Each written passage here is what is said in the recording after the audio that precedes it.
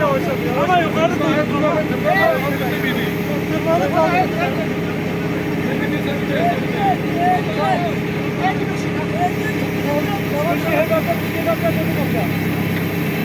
Yok yok boyuna kasaca kaldı. Yavaş yavaş kaldı. Yavaş yavaş.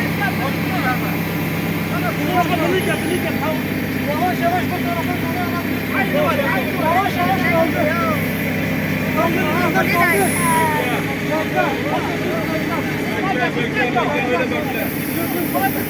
Kaldı. Kısamızda adam vardı. Biraz küçük gelir. Hele geri adama.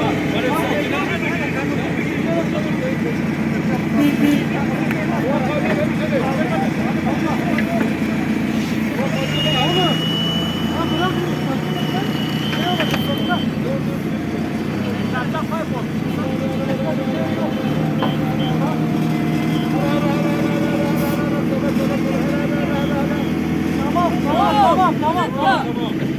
Bana bir de çok arva kendine.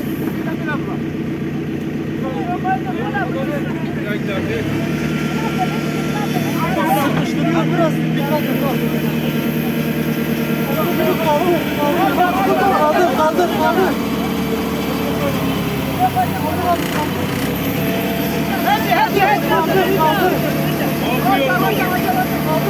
Kaldır. Hadi. Kaldır. Şöyle mısakına. Mısamen joy'u çekin.